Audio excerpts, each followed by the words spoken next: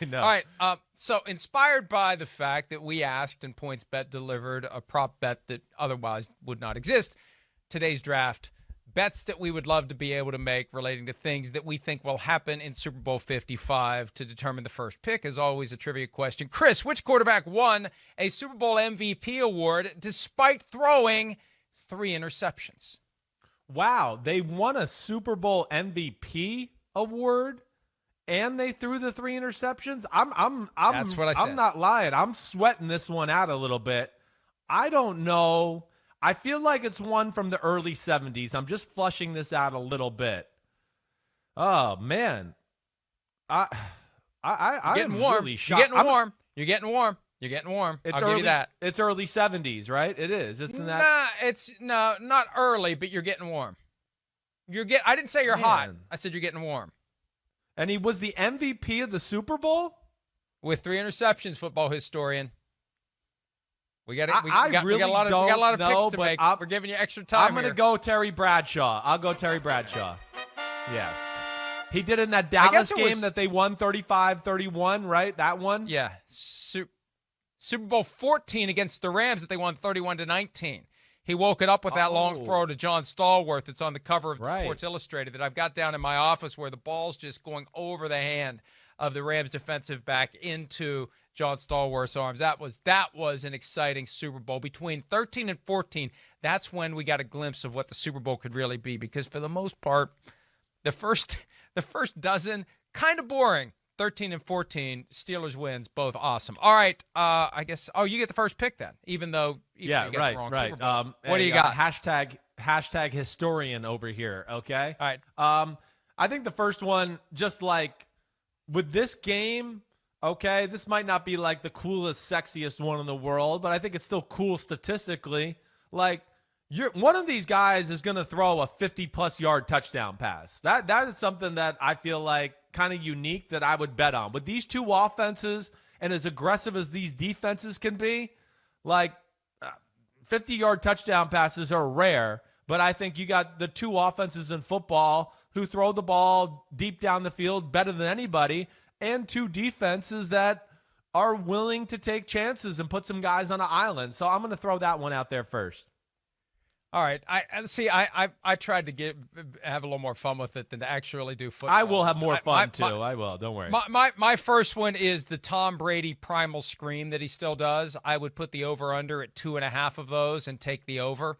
You know, where he just does that yell, that let's go, and it looks like he's doing the old school primal scream. He's been doing that for years now, and I've seen photos of him doing it this year with the Buccaneers. Over-under's 2.5, and I would take the over on seeing that Tom Brady primal scream more than 2.5 times on Sunday. I know my next one was going to be something similar along the lines as that, and I'm going to go with it. You know, not the primal scream, but we're going to see, I think, at least 2 incidents of Frank Clark and Chris Jones talking crap to Tom Brady and them getting into it behind the line of scrimmage. Frank Clark, Chris Jones is the greatest crap talker in football right now. Anybody you talk to, they always talk about when you play the Chiefs, you got to be ready for him. He doesn't back down from anybody. I've seen him do it to Brady before, and Frank Clark's a similar mold. So that's one I'm interested to watch. Most teams, and this always bothers me, bow down to Brady. And they hit him and they want to pick him up and dust him off and oh, are you okay, Mr. Brady? Kansas City has not done that, and I appreciate that about them, and I think they'll use that attitude to try to intimidate a guy like Brady. Yeah, I think defensive coordinator Steve Spagnuolo is going to roll the tape from Super Bowl 42 when it was Justin Tuck and Michael Strahan and OCU Manura all over Tom Brady to get those guys even more lathered up for the game. Next one for me, and you can bet on the color of the Gatorade that will be dumped on the winning coach. So in that vein, I would like to bet, and I would bet, that the color of Bruce Arians' face will indeed match the color of his shirt. And the odds for that are like minus 250 based upon what we've seen from Bruce Arians. I don't know whether his face takes on the color of what he's wearing or he picks things out of his closet based upon the color of his face that day. We've seen shades of red. We've seen purple. So it will be some shade of red, and I would like to bet that the color of his face will match it. Yes, I would think red Gatorade is going to be a popular bet for this one. Between these two coaches, red on their, red jerseys and everything like that, and both have red faces to match the Gatorade, that would be the one I'd bet on for sure. So that'll be interesting. What was it? Do you remember what kind of Gatorade Andy Reid got on him last year?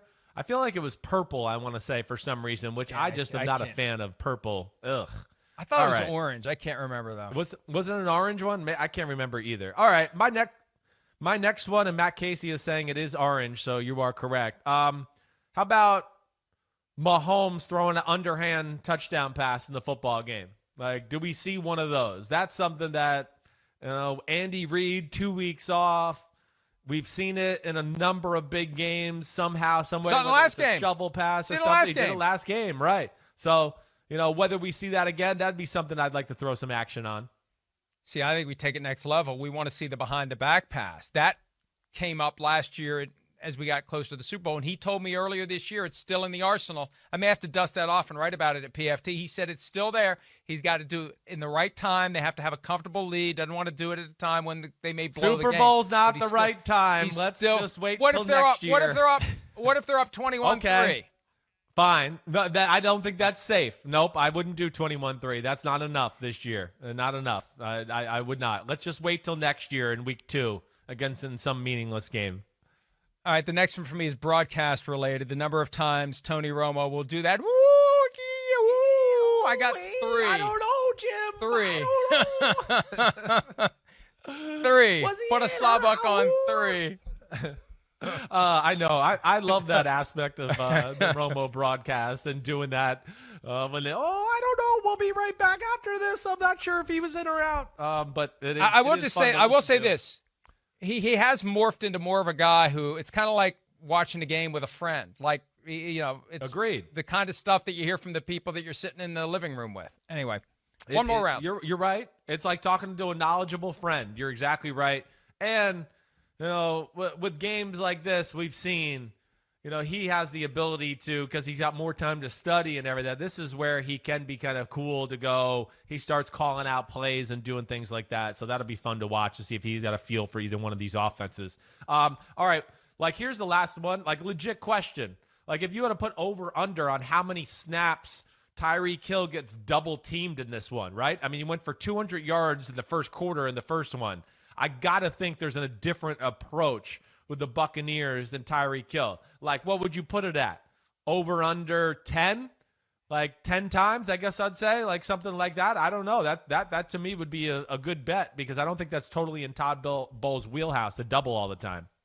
One of the things in Peter King's Football Morning in America column, the dynamic of the Buccaneers secondary improving as much as it has over the last 7 games. So maybe they'll feel like they can live dangerously and not double him constantly. And the problem is you double him, you got to deal with Travis Kelce. So I would suspect they're going to try to do what they did last time. Remember last time they still almost won the game, even though the Chiefs got out to a 17-0 lead. All right, last one for me, inspired by our interview last week with Robert Saleh. The number of times we see the little old man jog from Patrick Mahomes. That's got to be a high number because we do see it a lot. Now that it's been flagged, I think back and you just see that kind of shuffling back to the huddle. I'd say over under of 17.5 for the little old man jog. Yeah, that's it. Yep. That's it. All right. Okay. It's hilarious. I thought your microphone was dead there for a second, but yes, we got the visual. Well done. Thank you very much. Yep, I'm doing my impersonations of my quarterbacks. I get to watch my little boy do it all day long, so I've got a good feel for it now. Will he go all in on Mahomes full game long? He's not going to change his mind this time, is he, right? All game. And emotional. Right. It's like it'll be a family member playing. Hi, I'm Mike Tirico, and thanks for watching. Make sure to hit subscribe for the latest news and highlights from NBC Sports.